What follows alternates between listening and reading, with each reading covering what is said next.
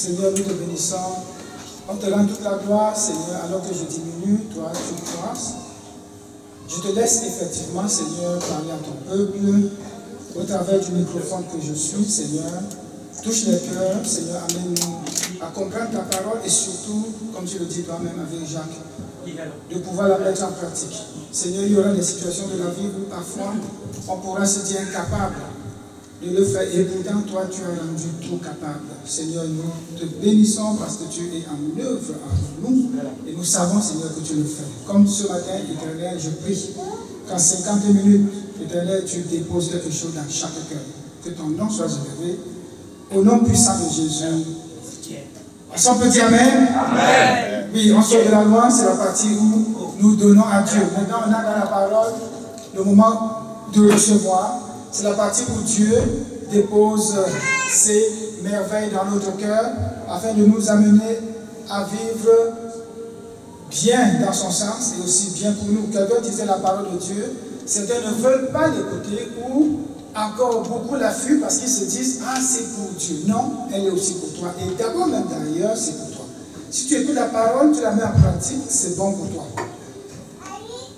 Je suis encore dans le même thème, conquérir avec Christ. La dernière fois, nous avons vu sur le chemin de la conquête 4.1. Aujourd'hui, on va voir le 4.2. On va aller un peu plus vite pour gagner en temps. Toutefois, je vais faire un petit rappel. Le verset duquel je parle, c'est « Allez, faites de toutes les nations des disciples, les baptisant au nom du Père, du Fils et du Saint-Esprit ». C'est au tableau. Et enseignez-leur à observer tout ce que je vous ai prescrit.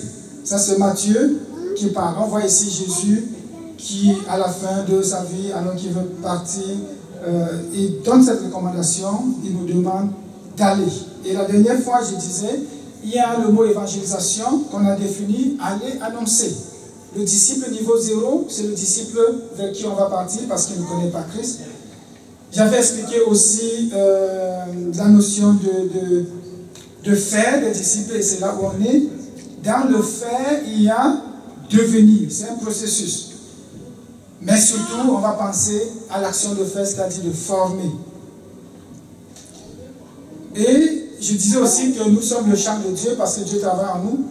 Et parce que son esprit est en nous, il nous amène à former d'autres personnes pour qu'ils grandissent, qu'ils croissent. Donc faire des disciples, ça veut dire devenir disciple niveau 1, après niveau 2, niveau 3, ainsi de suite. Et j'ai toujours regretté le fait que dans le monde, on comprend bien sûr qu'il faut progresser. On fait des efforts à l'école pour progresser. Il n'y a qu'à l'église où on a l'impression, comme il n'y a pas de diplôme, on a l'impression que, bon, écoute, si je reste de disciple niveau 1, ça ne fait rien. Je suis déjà disciple. J'ai la vie éternelle, alors je ne veux pas progresser. C'est bien dommage, on aurait pu progresser. La dernière fois, j'avais dit disciple médiateur parce que nous sommes des agents de réconciliation. Donc, en tant qu'enfants de Dieu, nous devons être, comme l'apôtre Paul l'a fait, et nous avons lu pour cela Philémon, de 1 à 25, c'est très court. On a remarqué que le disciple médiateur, s'il est à l'image de Paul, il devra être humble, plein d'amour et de foi. Et c'est ce qu'on a remarqué en Paul. On a comparé les deux fils de Paul, Onésime, qui était, on a dit, c'était un pécheur fugitif, un pécheur en fuite, qui avait volé l'argent de son maître Philémon et s'était enfui. Et j'ai vu aussi que les paroles de Paul nous amènent à dire, est-ce que Paul n'est pas un type de Christ? Parce que nous sommes, et nous avons été, comme Onésime, qui avons volé ce que Dieu avait pour nous. On a volé comme le cœur de Dieu, on s'est enfui. Parce que Dieu nous a tellement aimés, on s'est enfui, mais il a pu quand même revenir nous chercher par Christ. Et Philémon pouvait aussi jouer le rôle de père. Il avait l'image de père, c'est-à-dire un père qui pardonne, qui doit recevoir le fugitif et lui donner la liberté, un peu comme nous le sommes aussi en Christ. Quand nous allons à Christ, quand on connaît le Seigneur, Dieu nous pardonne, parce que Jésus va plaider pour nous, il donne son sang pour nous, il nous rachète, et puis le Père nous reprend, nous donne la liberté, et Paul va dire même qu'il n'est pas libre, qu'il est esclave de Christ, parce qu'il s'est tellement identifié qu'il dit, je suis esclave de Christ. Et je disais aussi, il est en prison à Rome dans le contexte, mais il ne dit pas, je suis prisonnier des Romains, parce qu'il ne veut pas donner gloire aux hommes. Pourquoi? Parce qu'il a au-delà de lui tellement l'amour qu'il ne voit même pas ceux qui le persécutent. Il voit plutôt qu'il est esclave de Dieu. La relation entre Philémon et Paul, c'est des associés. Mais quand même, Philémon a été sous la grâce, la couverture spirituelle de Paul. Donc, c'est encore son enfant. Mais quand Paul va lui écrire, tu n'as pas l'impression que Paul écrit à son enfant. Parce que Paul va même le supplier, va lui dire, écoute, je sais que tu peux le faire, s'il te plaît, reçois Onésime, ton ancien esclave, qui va revenir non plus comme un esclave simple, mais on l'a dit la dernière fois, comme un esclave supérieur. Déjà, il dit, reçois-le comme un enfant de Dieu, parce que vous êtes devenus désormais des enfants de Dieu.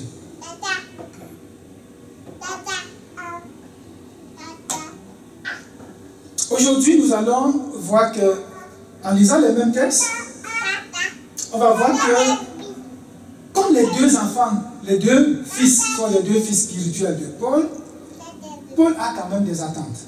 Paul attend des deux qu'ils fassent quelque chose. Et j'ai intitulé cela le pardon. Donc le titre du message aujourd'hui, bien aimé, c'est le pardon. On va relire les mêmes versets et aller chercher qu'est-ce que Paul, pourquoi le pardon, qu'est-ce que Paul veut en réalité. On va pas beaucoup parler de Paul, mais on va analyser ce qu'il dit par rapport à Onésime, l'esclave, et Philémon, le maître.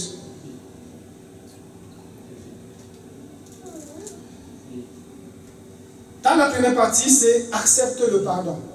Donc, Paul va demander à Philémon d'accepter le pardon. Parce que Onésime va revenir, c'est vrai, avec une lettre, mais il devrait être capable de dire, maître, j'ai péché contre toi, pardonne-moi.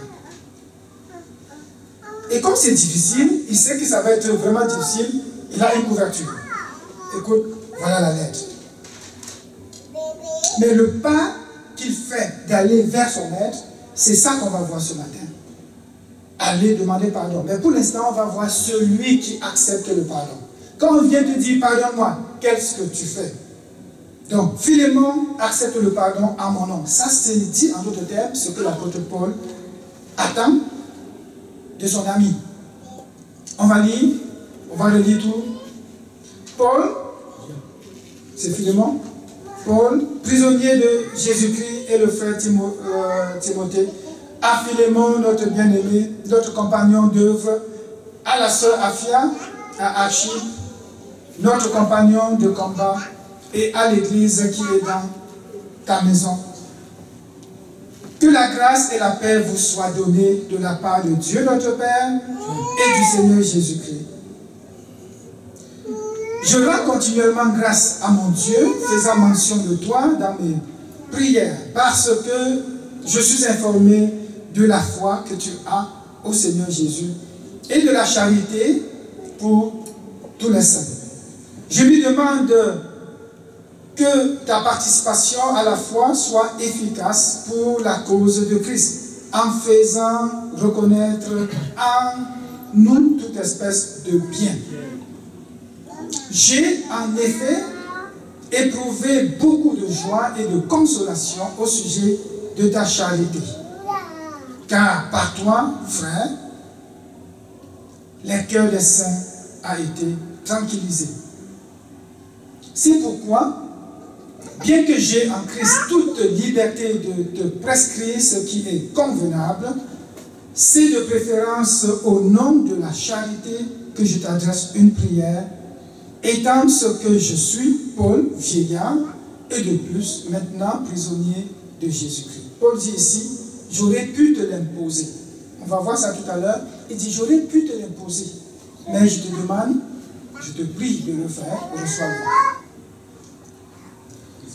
Je te prie pour mon enfant, car j'ai engendré que j'ai engendré étant dans les chaînes, Onésime, qui autrefois t'a été inutile, mais qui maintenant est utile et à toi et à moi. Je te le renvoie, lui, mes propres entrailles. J'aurais désiré le retenir auprès de moi pour qu'il me servit à ta place, pendant que je suis dans les chaînes pour l'évangile. Donc Paul dit ici, j'aurais pu le retenir. On a vu l'humilité de Paul. Il ne dit pas, écoute, le célèbre Paul que je suis, le maître, je suis ton maître, n'oublie pas. Je le retiens. Il dit, non, non, non. Si tu veux qu'il soit utile à moi, je te le renvoie et toi, tu vas me le renvoyer. Quelle humilité. Il dit, toutefois, je n'ai rien voulu faire sans ton avis.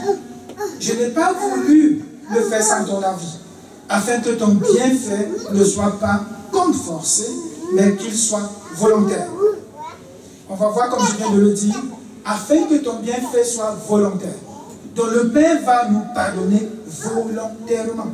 Personne n'a dit à Dieu, tu sais quoi, pardonne à l'humain. Non, personne. C'est volontaire. C'est volontaire. C'est parce que Dieu, dans sa nature, il a dit, écoute, je vous pardonne.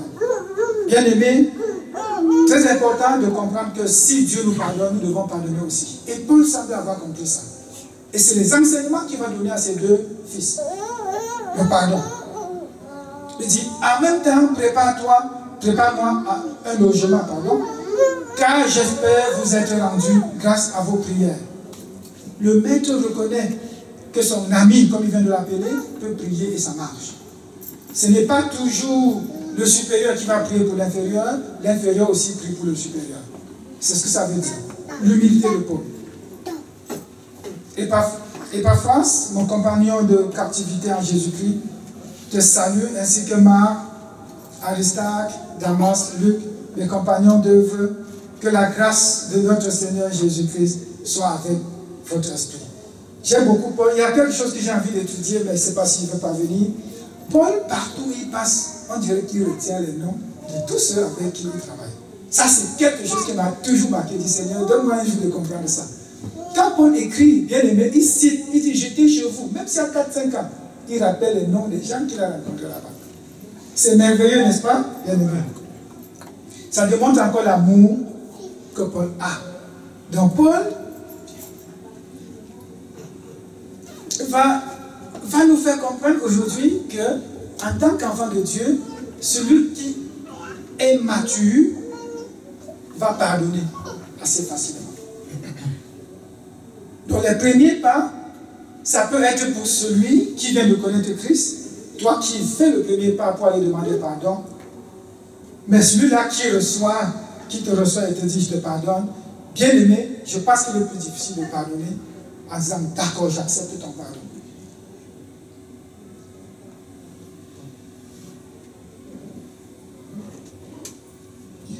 On va couper quelques parties.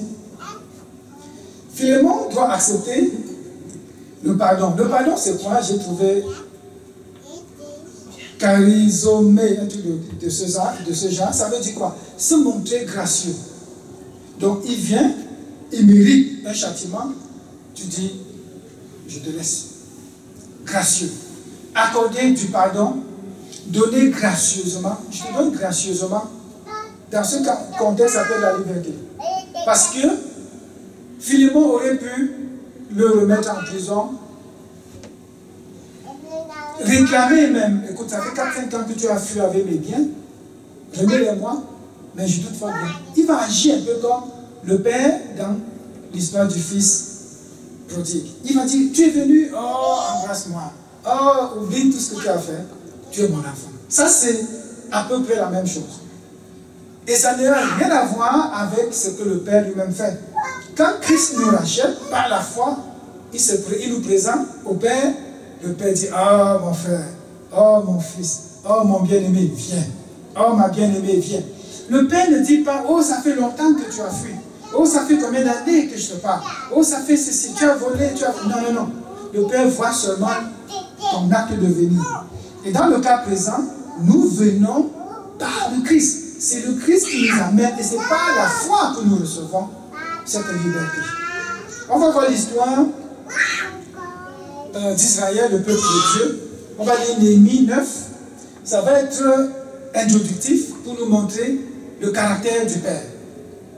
Quelqu'un va dire, oh oui, c'est Dieu quand même. Et nous, quelqu'un me disait, tu sais quoi, ce qu'il m'a fait là, c'est trop dur, je ne peux pas pardonner, c'est Dieu qui va pardonner. Mais non, pas du tout. Regardons Néhémie. Il va nous dire ceci. Tu leur donnas, il parle ici de Dieu qui a donné, qui a fait des choses avec le peuple. Donc il parle de leur aïeux, des grands-pères. Il dit, tu leur donnas du haut des cieux du pain car ils avaient faim. Et tu fis sortir de l'eau du rocher car ils avaient soif.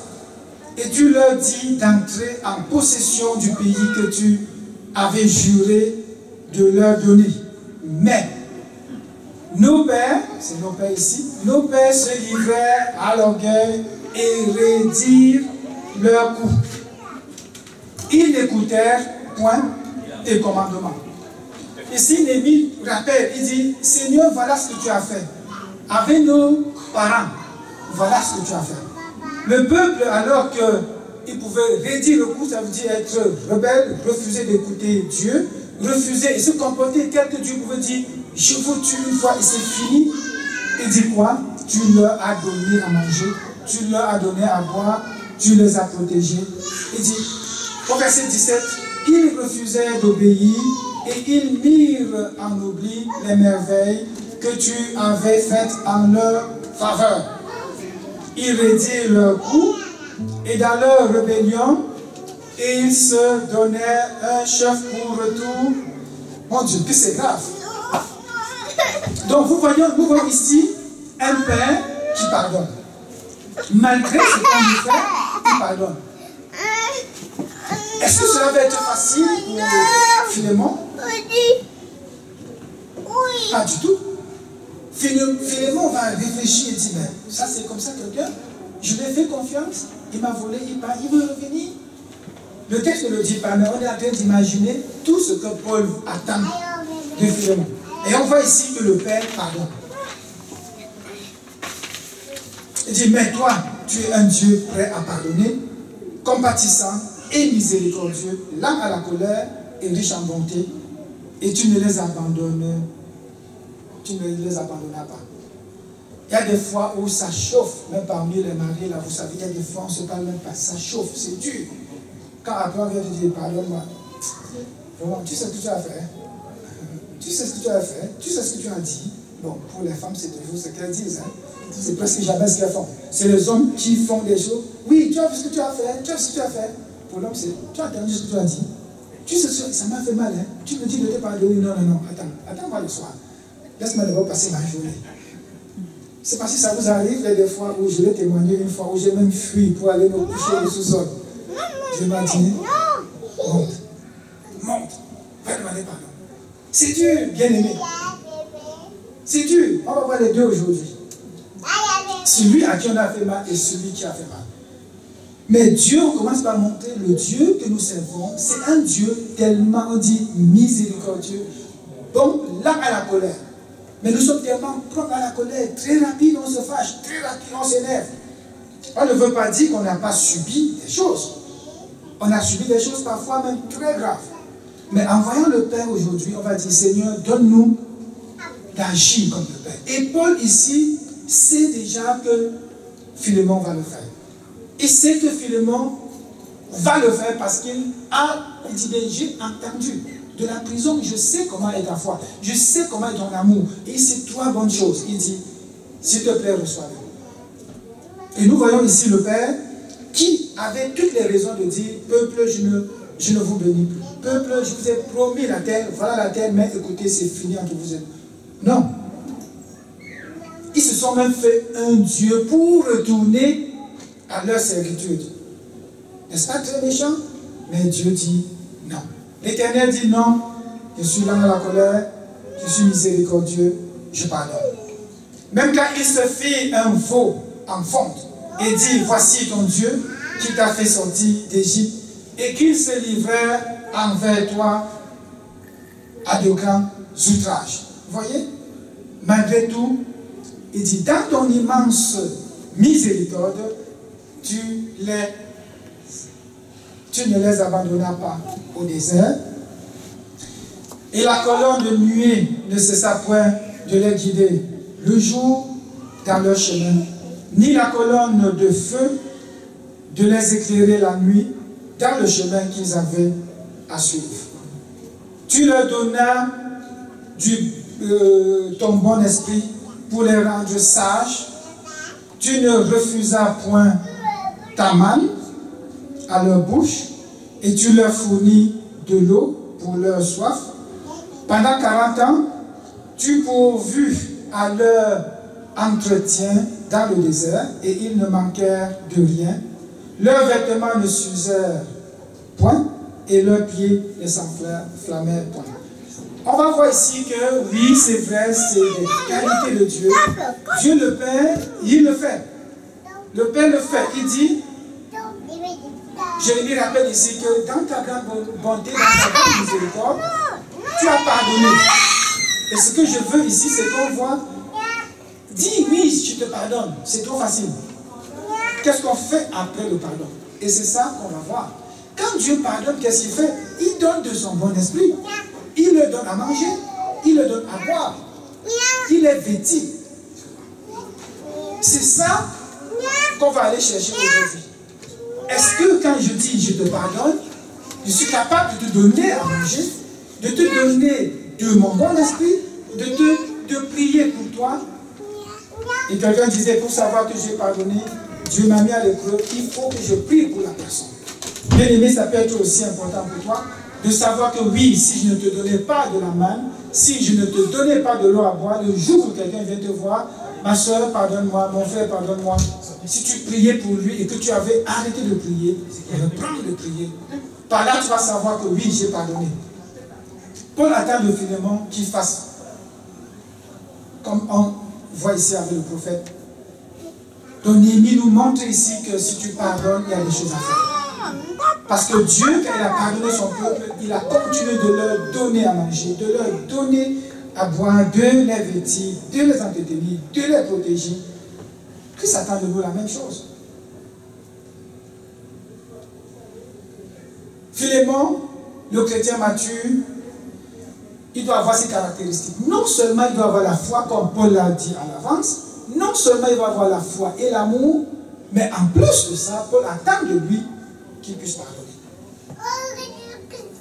Paul attend qu'il pardonne. Et nous aussi, nous attendons qu'on pardonne. Le Saint-Esprit veut que si au-dedans de toi, tu as quelque chose contre quelqu'un, ou lui contre toi, il vient vers toi, accepte le pardon. Pourquoi? Paul va nous dire dans Ephésiens 1, verset 7, en lui nous avons la rédemption par son sang, la rémission des péchés selon la richesse de sa grâce. Quand Christ vient à nous, il nous pardonne. Nous connaissons le Seigneur, il attend de nous qu'on pardonne aussi. Et si quelqu'un vient te dire pardonne-moi, tu devras normalement accepter assez facilement. Parce que c'est le Père qui le fait en nous. Mais toi, sois disposé à dire je te pardonne. Mais ce qui est sûr, quand il va venir, la famille de Philémon, j'imagine, ils vont dire hey, c'est pas Onésime là? Ça fait 4 ans ou 5 ans qu'il t'a volé. Tu veux le reprendre encore dans ta maison? Tu veux lui le faire confiance? Oui, il a demandé pardon et j'ai accepté. Ah oui, hein? Ah oui, hein? Ok. Tu vas voir ce qu'il va te faire. J'imagine que Paul, après avoir persécuté les enfants de Dieu, il a rencontré Christ, le Christ ressuscité. Il devrait être capable, je ne l'ai pas lu, mais je crois que c'est possible, de rentrer encore dire, toi là, je t'avais persécuté, pardonne-moi.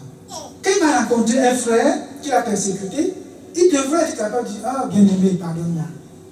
Parce que je le faisais sans le savoir. Et c'est ce que Paul conseille ici. Il dit, sachant que Christ a versé son sang pour nous, il nous a pardonné, mais nous aussi, nous pouvons pardonner. Est-ce que je suis en train de dire c'est un jeu très facile? Non. C'est très difficile. Mais nous devons avoir un cœur prêt, prompt à pardonner. Acte 26, verset 18 nous rappelle encore, il dit, afin que tu leur ouvres les yeux. Voilà, Dieu ouvre nos yeux, bien-aimés. Au travers de Paul, Dieu a ouvert les yeux d'Onésime Il est devenu enfant de Dieu. Il a ouvert les yeux de Philémon. Il est devenu enfant de Dieu. Mais s'il ouvre nos yeux, il dit quoi? Pour qu'il passe des ténèbres à la lumière. Donc, enfant de Dieu, disciple, tu es passé des ténèbres à la lumière. Et dans la lumière, Dieu t'a pardonné et il pardonne aussi. Et de la puissance de Satan à Dieu, tu es passé d'une puissance à l'autre.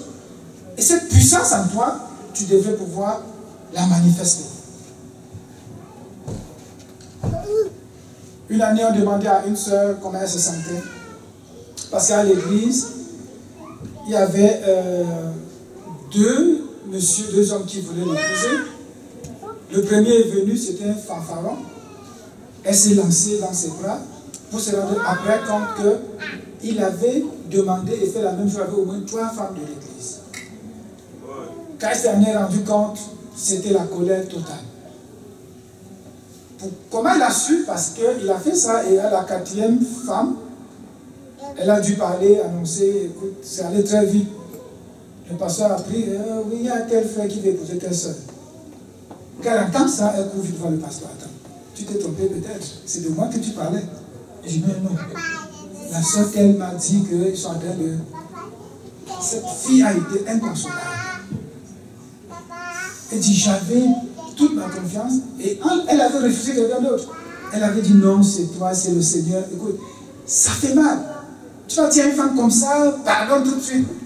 Mon Dieu, que c'est dur, n'est-ce pas? Mais j'imagine que par la grâce de Dieu, le Saint-Esprit va pouvoir lui dire, tu es passé des ténèbres à la lumière. Maintenant, en tant qu'enfant de lumière, tu vas marcher comment? Est-ce que les gens ne vont pas te faire du mal? Ils vont nous faire du mal. Mais Dieu attend de quoi? De nous, quoi? Qu'on pardonne. Qu'on pardonne. Et nos actes doivent prouver qu'on a pardonné. Je témoignais ici dans la semaine comment j'ai parlé un peu durement à mon chef. Et on s'est entendu bien. Mais la semaine passée, je voulais l'aider, lui faire du bien. Il était surpris et j'ai vu son attitude. J'ai dit, au-delà de moi, j'ai l'amour de Dieu en moi. Et je témoignais à ma femme hier, comment avant-hier, il me parlait, j'ai vu son attitude. Ton attitude a complètement changé avec moi.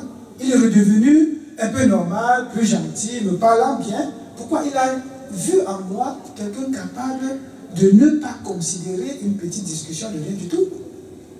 Et c'est comme ça que nous témoignons notre pardon, notre amour.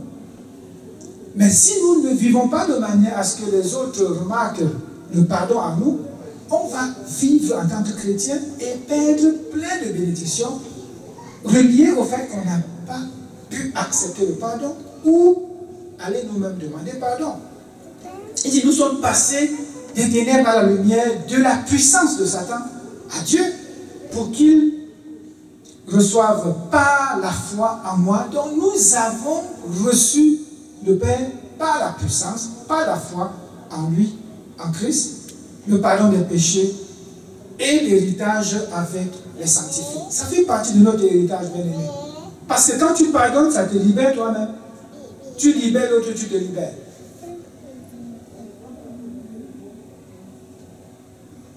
J'ai regardé, j'avais une image là, et puis je l'ai pu retrouver. Ça fait.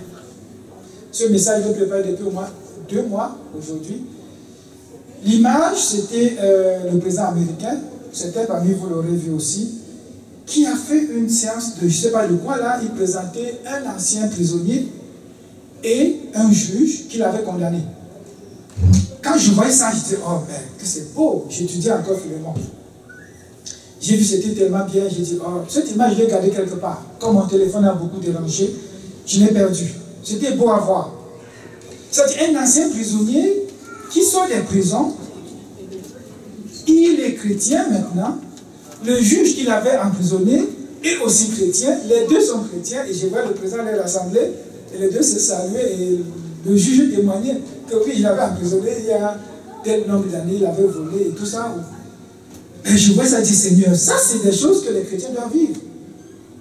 Quelqu'un te fait du mal, quelques années après, vous vous retrouvez tous enfants de Dieu, c'est beau. C'est beau. Matthieu nous demande de quoi? De nous pardonner réciproquement. Pardonnez-vous réciproquement, comme nous aussi nous pardonnons. Et nous faisons des prières pareilles. Seigneur, pardonne-moi car je pardonne aussi aux autres. On le dit très vite comme ça, mais dans notre cœur, c'est quoi? Je ne suis pas en train de dire que tu vas refaire la même bêtise. Ok? J'ai fait une mauvaise dépense avec mon frère il y a quelques années. Ça m'a fait mal pendant au moins 2, 3, 4 ans. Mais la haine est sortie de mon cœur très vite. Très vite, très vite. Mais est-ce que je peux encore lui confier mes biens? C'est difficile, n'est-ce pas? Parce que tu te dis, il va faire la même chose. Mais si Dieu te dit confie-lui, tu fais quoi? Tu dis, Seigneur, oui, j'ai pardonné, mais je ne confie pas. Non, on a vu hier, nous sommes des gestionnaires. Donc, pardonner, c'est comme on l'a dit, je prie pour lui, je peux la manger, je donne ceci, autant que je peux le faire, je le fais. Mais très souvent, l'homme pardonne, mais ça reste encore quelque part dans notre cœur. C'est le méchant, c'est le mauvais, c'est ce qui m'a fait. Non, je ne tolère pas. Colossiens 3, verset 13. Supportez-vous les uns les autres. Et si l'un a sujet de se plaindre de l'autre, pardonnez-vous réciproquement. De même que Christ vous a pardonné, pardonnez-vous aussi. Est-ce que les enfants de Dieu peuvent marcher ensemble, vivre ensemble, sans avoir des chicanes et des problèmes? Impossible. On est dans ce monde. Mais quand le problème arrive, soyons propres à demander pardon, propres à accepter le pardon, à oublier, à passer à autre chose et à avancer. C'est par là qu'on va croître. C'est par là qu'on sait qu'on grandit. Il y a des fois, ça vient me chercher, moi également, de loin. De loin. Mais après, il dit toujours, Seigneur, c'est toi. Ce matin, la louange qu'on a eu à mener ce matin, le Seigneur était en train de parler à notre cœur. Et je bénissais Dieu parce que ça venait vraiment nous chercher. Ne laissons pas notre cœur être abattu. Sachons qui nous sommes. On n'est pas esclaves de la colère, on n'est pas esclaves de tel m'a fait ceci, je suis énervé. Tu vas t'énerver jusqu'à quand? Quand tu ne le relâches pas, c'est toi qui es en prison. Si Philémon refuse d'accepter, on est dans les si ici parce que le texte ne le dit pas. Si Philémon refuse, dit bon écoute Onésime, tu es venu, c'est bien, je t'aime bien, mais écoute, tu sais quoi, je ne veux pas te recevoir chez moi. Fous-moi le camp. Parce que Philémon c'est un riche. Onésime c'est un pauvre, il est esclave. Philémon pouvait se comporter, il pourrait se comporter comme un riche. Il dit mais jeune homme, je t'avais même pris comme esclave pour que tu manges au moins, pour nourrir ta famille. Maintenant, tu m'as volé des millions, tu pars, tu reviens me dire, excuse-moi, ok, pour que je t'écoute, rembourse-moi mon argent. Pour que je t'écoute, remets-moi tout. Tu ne remets pas, fous-moi le camp. Il était un homme riche. Mais seulement, Paul va lui dire, ne le reçois pas en tenant compte de lui, tiens compte de moi. Christ dit, ô Père, ne les reçois pas tenant compte d'eux, mais tiens compte de moi.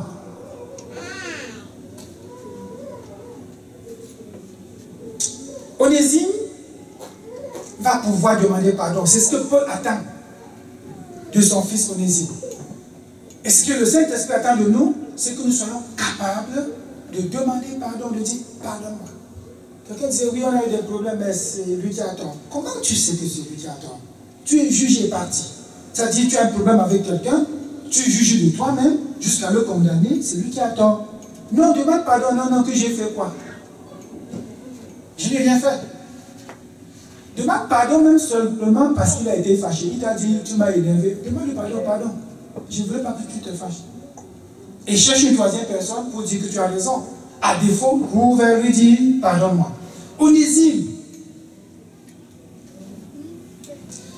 il a terminé sa vie, d'après les recherches, il a été évêque dans une église. Voilà un prisonnier. Un prisonnier, au travers du pardon. Il a grandi jusqu'à il a fini par être évêque.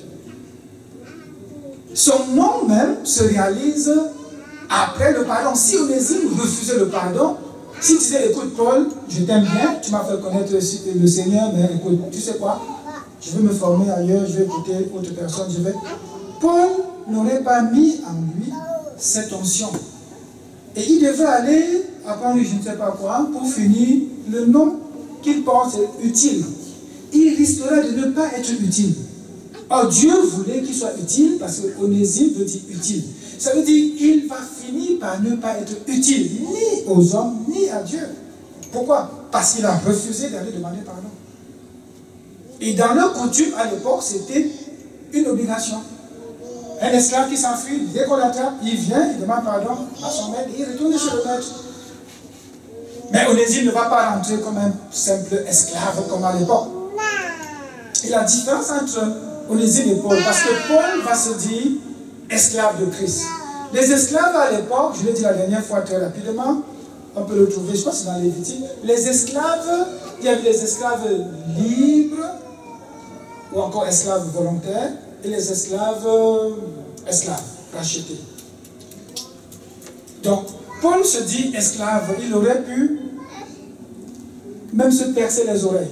Parce qu'à l'époque, les esclaves volontaires se faisaient percer les oreilles pour demeurer visible de tous. Donc quand tu vois un homme dans la rue, son oreille percée, tu dis, ah, ça c'est l'esclave de terre.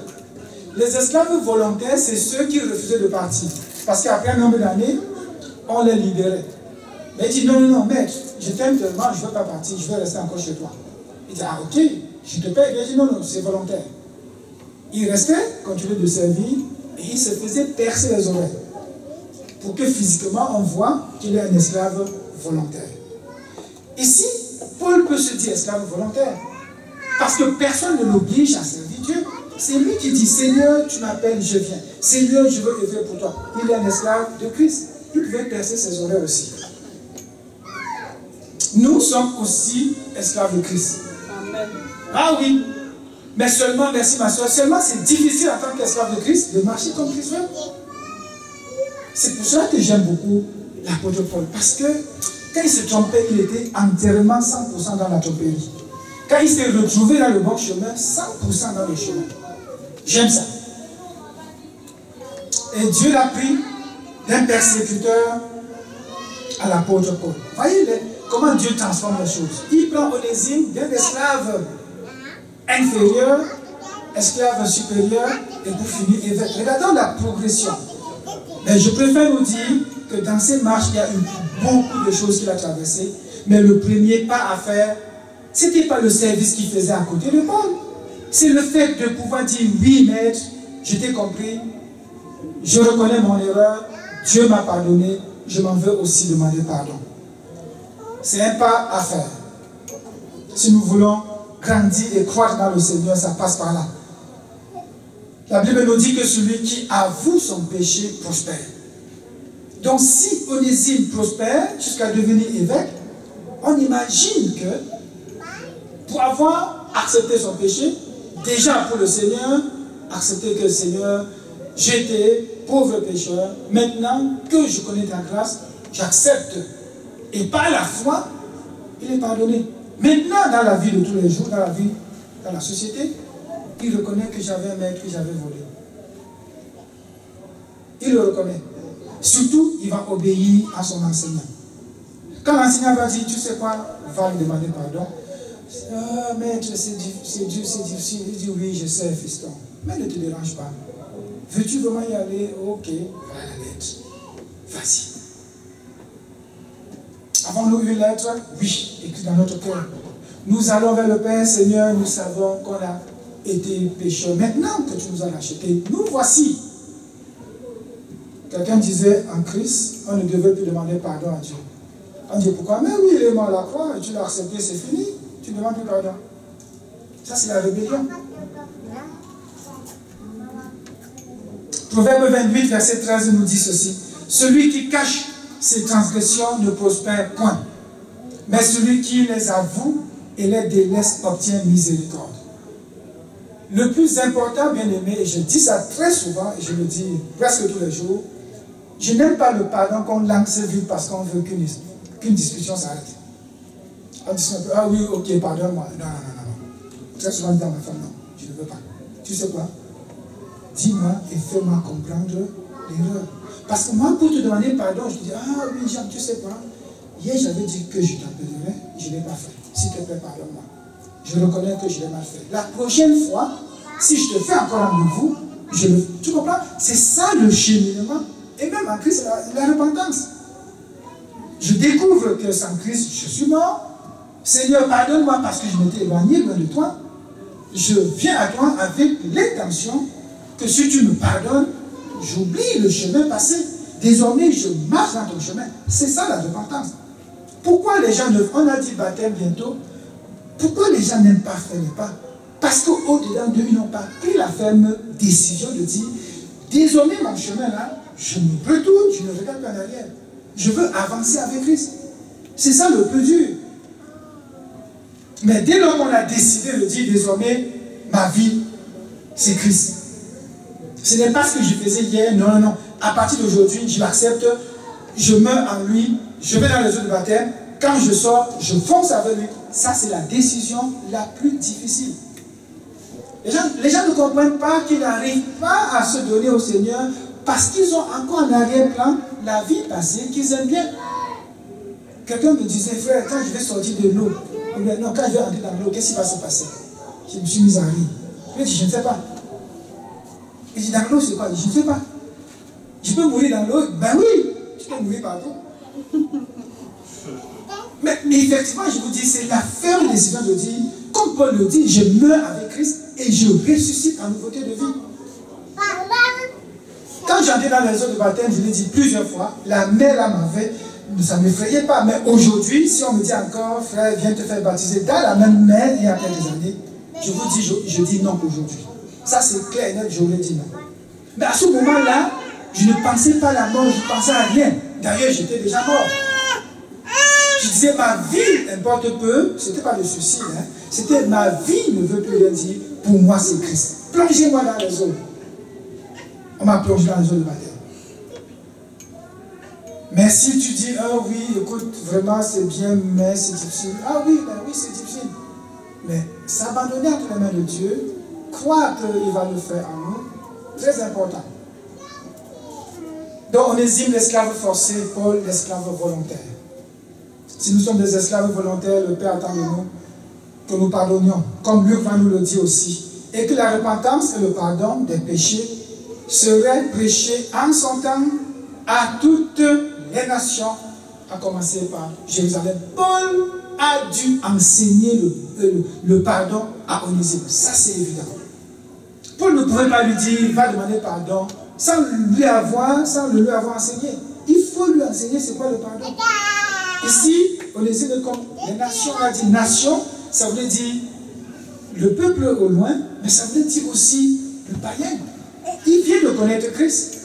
Paul va l'envoyer demander pardon à son maître, à son ancien maître, après avoir enseigné le pardon. Et que la repentance, et le pardon, vous voyez la repentance, et le pardon des péchés seraient prêchés en son nom. Au nom de Jésus, nous enseignons le pardon de nos péchés. Parce que Christ nous a pardonné. Et il nous dit, si je vous ai pardonné, vous aussi pardonnez. Vous aussi pardonnez. Et ces choses seront enseignées. Et Paul a dû l'enseigner.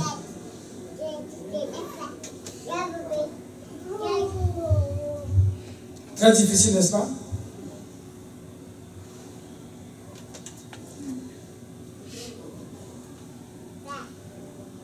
Depuis 2 semaines, vous pouvez comprendre parfois, je regarde comme ça, compris même ici. Je suis comme calmement, on dit que, mais Seigneur, qu'est-ce qui arrive à Pasteur Théorie? Ça, c'est un message qui vient nous chercher. Quand je disais le premier pas dans la marche chrétienne, avec Onésime, j'imagine. Parce qu'on dit que Paul a dû rencontrer Onésime à l'époque quand il était à Éphèse et qu'il a rencontré Philémon. Donc il le connaissait un peu. Et maintenant qu'à Rome, il a rencontré, on ne sait pas où, peut-être en prison, peut-être pendant qu'il prêchait, il a dû vraiment amener Onésime, je pas de Onésime, oui, à connaître le Seigneur. Et Onésime voulait le servir et le servait déjà. Il dit non, je ne veux pas que tu restes avec moi pour me servir. La première chose à faire, c'est d'où j'ai dit le premier pas. La première chose à faire, Onésime va demander pardon au maître, à ton ancien maître. Je dis Seigneur, Qu'est-ce qu'il y a encore de caché en moi où je ne peux pas pardonner? Père, aide-moi. Seigneur, je ne vois pas. Je ne vois pas, mais quand ça vient un peu, je dis, Seigneur, pardonne-moi. Pardonne-moi. Et s'il y a moyen de courir vers quelqu'un, dire, pardonne-moi, je le fais. Parce que j'ai découvert que le pardon, c'est la clé, bien aimé. Déjà, ça nous libère nous-mêmes. Et de deux, ça permet à Dieu de nous élever. On voit Onésime qui est élevé. Onésime qui va marcher comme le Seigneur veut. Oui, il y a beaucoup d'autres choses, mais le pardon, j'imagine que c'est la chose la plus difficile pour un chrétien. On l'a étudié il y a quelques semaines ici, et on voyait que parfois, on disait c'est plus difficile. Qu'est-ce qu'on disait encore? Je ne sais plus. Parce qu'on disait, si tu veux donner ton aumône, et tu penses à un problème que tu as avec ton frère, rentre d'abord. On voyait, tu vas demander pardon pour ce que tu as fait ou pour ce qu'on t'a fait, on ne sait même pas. Mais s'il y a quelques problèmes, demande pardon. Et nous voyons ici aujourd'hui, bien aimés, qu'on doit apprendre à pardonner. Si on veut grandir avec le Seigneur et croître. Est-ce qu'on peut se mettre debout?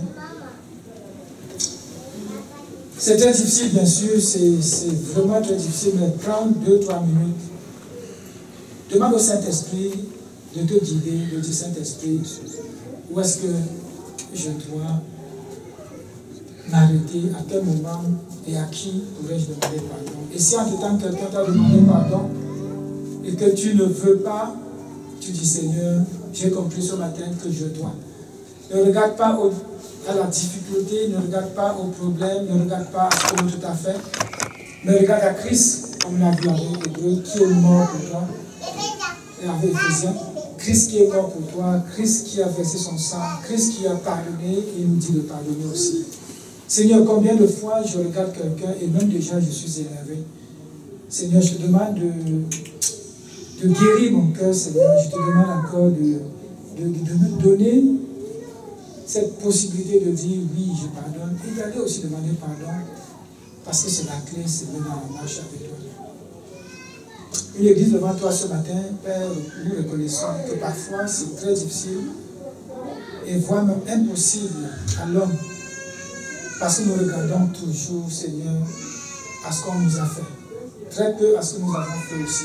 On ne regarde pas très souvent ce que nous avons fait. Comme Onésime, Seigneur, donne-nous de pouvoir retourner, demander pardon même à ceux, Seigneur, à qui nous avons fait du tort. Donne-nous, Éternel, d'être des enfants obéissants. Que le Saint-Esprit nous aide à le faire, Seigneur, chacun pour sa part, afin que nous puissions croître, Seigneur, et qu'on marche au son de ta voix. Nous te bénissons, nous t'adorons, tu vas le faire, Seigneur. Garde-nous pour cette semaine encore, et que mercredi est notre jour où on va se retrouver pour t'adorer et te louer. Que ton nom soit élevé au nom de Jésus. Amen. Amen. Amen. Amen.